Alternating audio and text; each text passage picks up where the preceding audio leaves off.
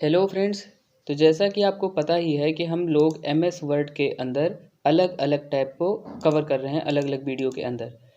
पिछले वीडियो में हमने रेफरेंस टैब के टेबल ऑफ कंटेंट ऑप्शन के बारे में देखा था। आज की इस वीडियो में हम लोग फुट नोट और सिटेशंस एंड बाइब्लियोग्राफी इन दोनों ऑप्शंस को अच्छे से समझने वाले हैं। तो अगर पिछला वीडियो आपने नहीं देखा है तो इसी प्लेलिस्ट में पीछे जाकर आप वीडियो को देख सकते हैं। तो आइए बिना देरी के इस वीडियो की शुरुआत करते हैं। तो इस वीडियो में हम लोग फुट नोट के बारे में समझने वाले हैं। यहाँ पर आप देख सकते हैं कि यहाँ पर तीन चार ऑप्शन शो हो रहे हैं फुट नोट के अंदर।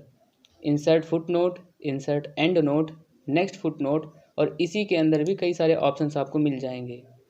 यहाँ पर दिख रहा है अगला ऑप्शन है शो नोट्स। तो पहला ऑप्शन यहाँ पर दिया गया है इंसर्ट फुट नोट। इसका शॉर्टकट की होता है अल्ट कंट्रोल एफ। तो जैसे कि मान लो आपको अपना एक बुक टाइप करना है, क्योंकि पिछली वीडियो में हमने बताया था कि आप एक बुक टाइप कर रहे हैं जिसके अंदर आपने टेबल ऑफ कंटेंट बनाया था। इस वीडियो में हम आपको बताने वाले हैं कि मान लो आपके बुक को थोड़ा सा और इंटरेक्टिव बनाना है, थोड़ा और अच्छा से पढ़ने में करना है, यूज़ करना है, तो यहाँ पर आप कैसे फुट नोट का इस्तेमाल करेंगे। तो मान लीजिए हम यहाँ पर पढ़ रहे हैं और अगला वर्ड आपको मिल गया गैलरीज़ यहाँ पे। तो अब गैलरीज़ का मतलब मान लो नहीं पता है आपको, तो यहाँ पर क्या करेंगे, गैलरीज़ के पास अपना कर्सर लाएंगे और सिंपल अल्ट कंट्रोल और एफ बटन प्रेस करना है, जिससे उसी पेज के नीचे आपको एक नोट लिखने के लिए ऑप्शन खुलेगा। यही होता है फुट नोट।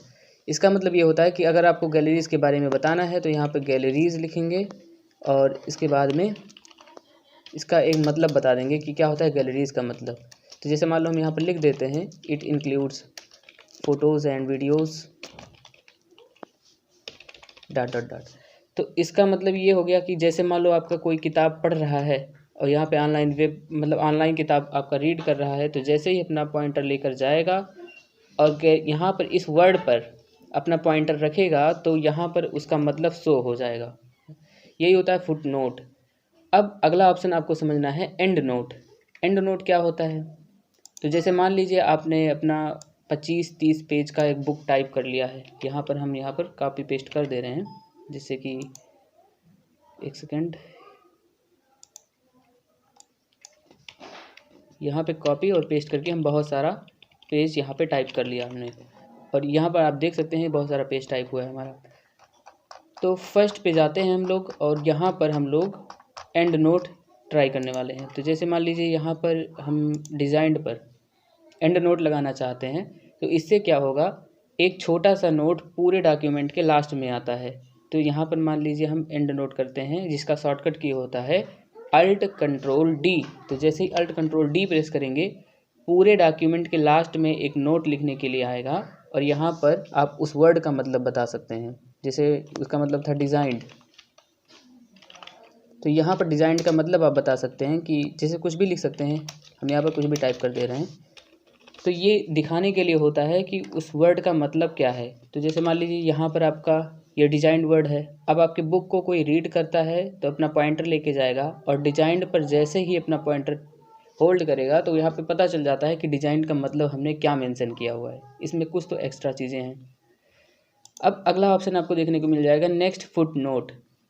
ये ऑप्शन जब आप फुट नोट एंड नोट ये सारे ऑप्शन अप्लाई कर लेते हैं तब ये काम में आता है। जैसे मान लीजिए कि आपने फुट नोट लगाया हुआ है, तो नेक्स्ट फुट नोट पर जैसे ही क्लिक करेंगे आपका कर्सर पॉइंटर अगले फुट नोट पर मूव कर जाएगा। सेम ऐसे ही अगर आप प्रीवियस फुट नोट करेंगे तो पिछला आपने जो भी फुट नोट लगाया होगा उस पर आपका कर्सर मूव करेगा। अब हमने पिछला नहीं लगाया तो कर्सर वहीं का वहीं है। इसमें अगला ऑप्शन आपको मिलेगा नेक्स्ट एंड नोट। तो जैसे ही नेक्स्ट एंड नोट बटन पर प्रेस करेंगे, इस ऑप्शन पर क्लिक करेंगे, तो यहाँ पर क्या होगा, आपका कर्सर अगले एंड नोट पर चला जाएगा। इस तरीके से आपका कर्सर पॉइंटर मूव करता है। अगला ऑप्शन आपको देखने को मिल जाएगा शो नोट्स। तो जैसे ही यहाँ इस ऑप्शन पर क्लिक करते हैं तो यहाँ पर दो ऑप्शन खुल कर आएगा, view foot note area, view and note area. इसका मतलब ये होता है कि हम फुट नोट एरिया या एंड नोट एरिया दोनों में से किसी भी एरिया को देख सकते हैं। मान लीजिए हमें फुट नोट का एरिया देखना है तो ओके कर देना है। यहाँ पर फुट नोट का एरिया दिखाने लगा। यहाँ पर मान लीजिए कि हम लोग एंड नोट का एरिया देखना चाहते हैं, जो कि डॉक्यूमेंट के सबसे लास्ट में लगता है। इस पर क्लिक करके ओके कर लेना है, तो एंड नोट का एरिया यहाँ पर दिखने लगा।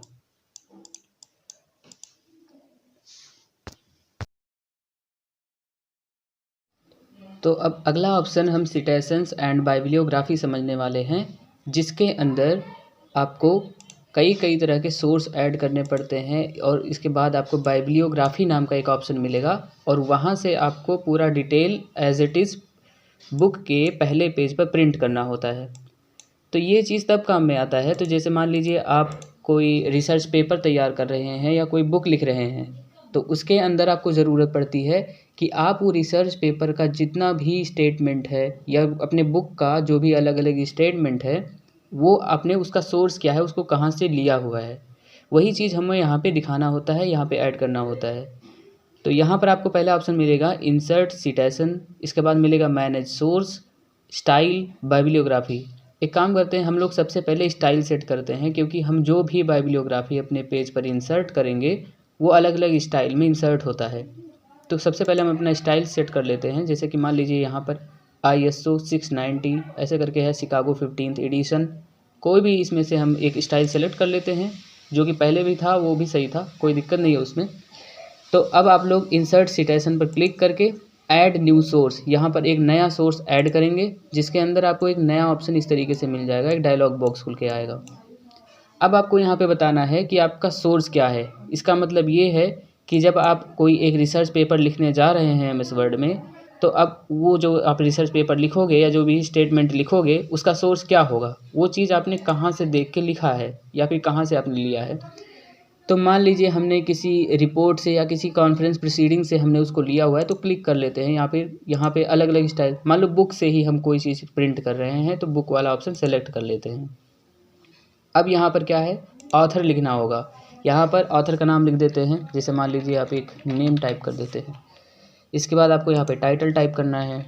अब टाइटल टाइप कर सकते हैं, जैसे कि यहाँ पे ईयर टाइप करना है कि कौन से ईयर में ये चीज़ पब्लिश होगा, ठीक है। तो यहाँ पे हम ईयर टाइप कर लेते हैं।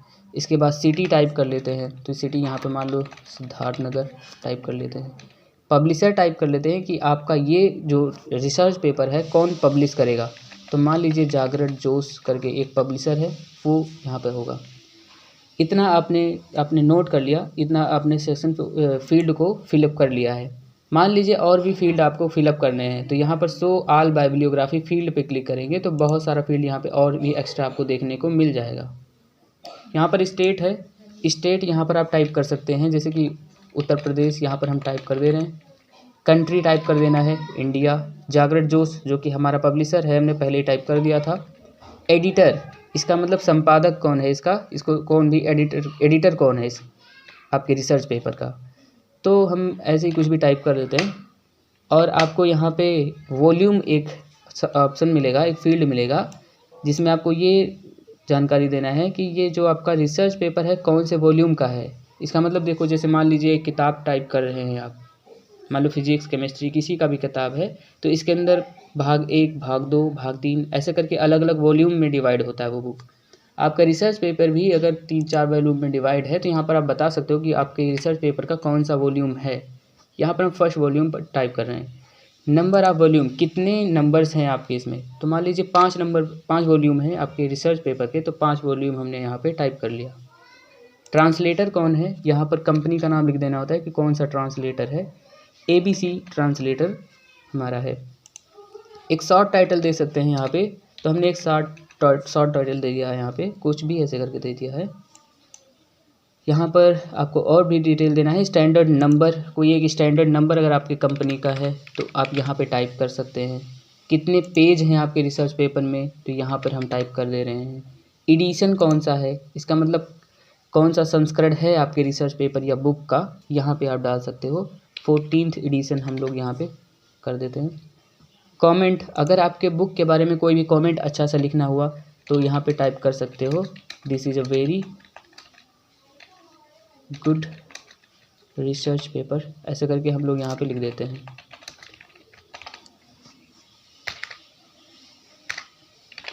अब आपको क्या करना है, ओके बटन पर क्लिक कर देना है। तो इससे क्या होगा, आपको एक छोटा सा यहाँ पे एक लाइन का एक देखने को मिल जाएगा, जो कि क्या है, एक छोटा सा इन्फॉर्मेशन है केवल, बस।